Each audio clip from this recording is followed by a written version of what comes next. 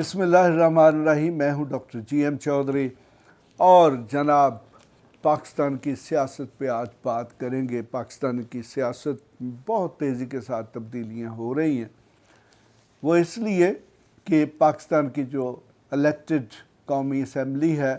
उसकी जो मुद्दत है वो ख़त्म होने जा रही, यानी कि वो 12-13 अगस्त को ख़त्म हो जाएगी, यानी कि मौजूदा असम्बलियाँ ख़त्म हो जाएंगी और उनकी जगह पर केयर टेकर हुकूमतें आ जाएंगी। तो जनाब पाकिस्तान एक बड़ा दिलचस्प मुल्क है। पाकिस्तान के बनने का फ़ैसला लंदन में हुआ, चूँकि उस वक्त ब्रिटिश गवर्नमेंट थी, तो यकीनन ब्रिटिश गवर्नमेंट ने और ब्रिटिश कैबिनेट ने, प्राइम मिनिस्टर ने यह फ़ैसला करना था कि क्या पाकिस्तान और इंडिया को आज़ादी दी जाए या ना दी जाए। तो जनाब ये एक ऐसी रस्म चली है, ये एक ऐसा रवाज बना है कि आज तक यानी कि 2023 में, यानी कि पाकिस्तान बनने के तकरीबन 76 साल बाद भी ये रवायत कायम है। हमारी जो बड़ी की लीडरशिप है, अहम लीडरशिप है, वो लंदन में मौजूद रहती है। वो फिर आजकल कुछ नए जगह डेवलप हो चुकी हैं, जिनमें ये अरब अमीरात्स हैं, जिसमें UAE है, जिसमें दुबई है, या जिसमें कुछ और ये जो मिडल ईस्ट की स्टेट्स हैं, फिर उसमें कभी कभी सऊदी अरब का जो शहर जिद्दा है, वहाँ पर भी हमारी सियासी लीडरशिप इकट्ठी होती है। वहाँ पर अय्याशी भी करती है हुकूमत के एक्सपेंस पर, और फिर पाकिस्तानी कौम की तकदीर के फ़ैसले भी करती है। तो आजकल जनाब ये जो दुबई है,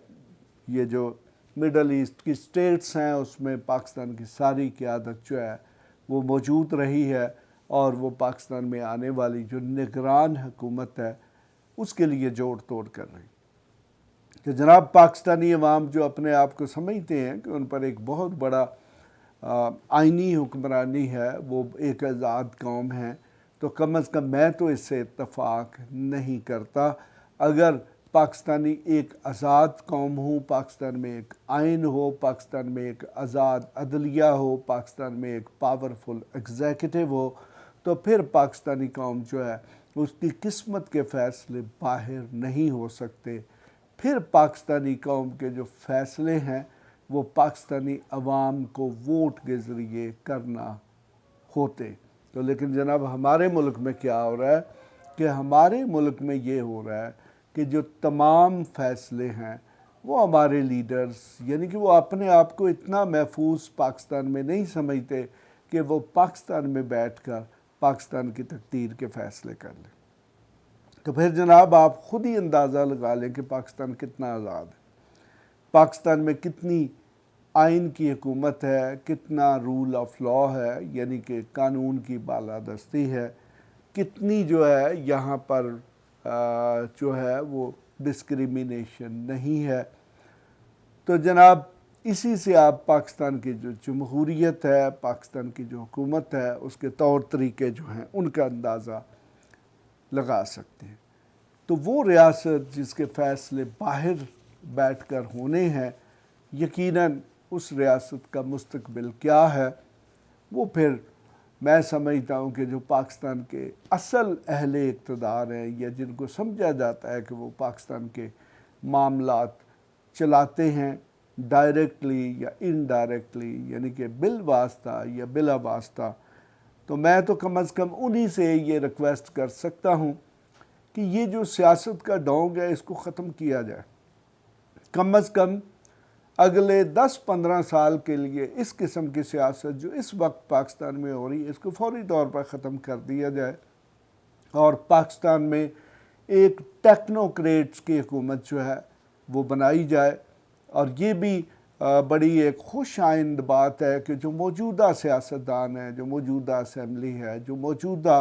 हुक्मरान हैं, उन्होंने आइन को उठाकर एक साइड पे रख दिया है। कल को अगर इस आइन को मुअत्तल किया जाता है या इस आइन पर कोई शख्स ये कहता है कि मैं इस पर अमल नहीं करता,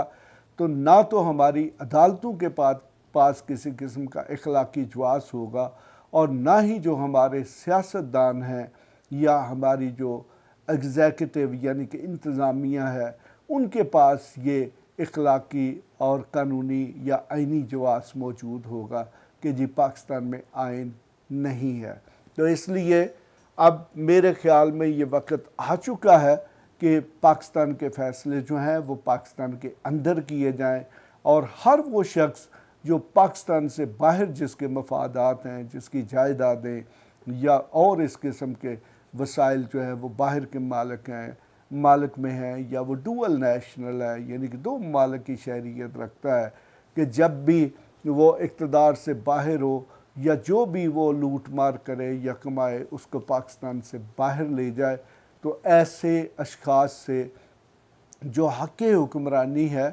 وہ چھیننا پڑے گا، اور حکومت کرنے کا اختیار صرف ایسے لوگوں کو دینا پڑے گا جن کا صرف اور صرف پاکستان سے تعلق ہو، جن کی جو سٹیزنشپ ہے صرف اور صرف پاکستان کی ہو، اور جن کا اڑنا بچھونا، جن کا رہنا جو ہے وہ پاکستان کو ہو۔ اگر جناب ایسے نہ کیا گیا تو پھر معاشی طور پر پاکستان وہ کہتے ہیں جی کہ دیوالیہ نہیں ہوا۔ میرے خیال میں بہت سے لوگوں کو دیوالیہ کی شاید جو ڈیفینیشن ہے اس کا پتہ نہیں۔ تو جو شخص، جو خاندان، جو کمپنی، جو ادارہ اپنے لیے بنیادی چیزیں بھی اپنے وسائل سے نہ خرید سکے، اس کے لیے اس کو قرض لینا پڑے، تو اسی چیز کو تو جناب دیوالیہ کہتے ہیں۔ تو ہمارا جو بجٹ ہے، کیا وہ اس چیز کا ثبوت نہیں ہے کہ اس میں جو سینکڑوں ارب کا ڈفرنس ہے، ڈیفیسٹ ہے، جو کمی ہے، وہ اس بات کا ثبوت نہیں ہے کہ ہمارے پاس اتنے پیسے بھی موجود نہیں ہیں کہ ہم اپنے گھر کے، ہم اپنے ملک کے اخراجات بھی پورے کر سکیں۔ تو جب جناب ہم قرض لے کر اپنے اخراجات پورے کرتے ہیں تو پھر اسی کو جناب دیوالیہ پن کہتے ہیں۔ دیوالیہ پن کی اگلی سٹیج تو پھر یہی ہے کہ جب آپ کے قرض لینے والے آپ کے گھر میں آ کے بیٹھ جائیں تو وہ پھر آپ کو مجبور کریں جی کہ ٹھیک ہے آپ اپنی جائیدادیں بیچیں۔ تو جناب ہم پہلے ہی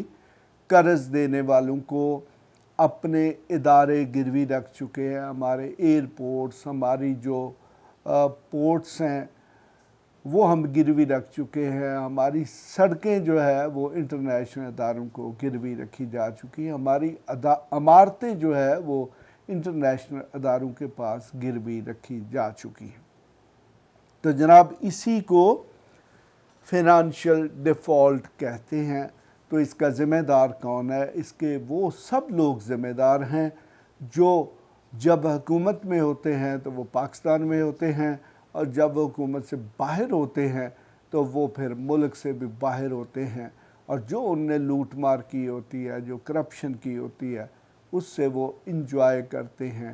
ان کے جو بچے ہیں، ان کے جو خاندان کے افراد ہیں، ان کے جو کاروبار ہیں، ان کے جو بینک بیلنسز ہیں، وہ سارے کے سارے ملک سے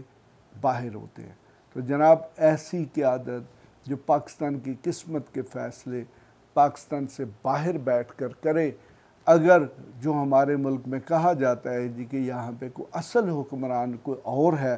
تو میں اب ان اصل حکمرانوں سے یہ گزارش کر سکتا ہوں کہ پاکستان کو اس مصیبت سے، پاکستان کو اس جو بہت بڑی بلا ہے جس میں ایسے لوگ پاکستان میں حکمران بنا دیے گئے ہیں یا بن چکے ہیں کہ جن کی پاکستان کے ساتھ کوئی دلچسپی نہیں ہے، جو پاکستان کے کیپٹل اسلام آباد جیسے خوبصورت شہر میں، لاہور میں، کراچی میں، پشاور میں، کوئٹے میں بیٹھ کر فیصلے نہیں کر سکتے، ان شخص کو پاکستان کی سیاست اور حکومت میں بھی کسی قسم کا کوئی حق نہیں ہونا چاہیے۔ اس کے ساتھ ہی خدا حافظ۔ ایسی مزید ویڈیوز دیکھنے کے لیے ہمارے چینل کو سبسکرائب کر لیں اور بیل آئیکن کو آن کر لیں تاکہ آپ کو ہر نئی آنے والی ویڈیو کا نوٹیفیکیشن ملتا رہے۔ اگر آپ کا کوئی بھی سوال ہو تو آپ ہمارے دیے گئے واٹس ایپ نمبر پر رابطہ کر سکتے ہیں یا کمنٹس کر کے اپنے سوال پوچھ سکتے ہیں۔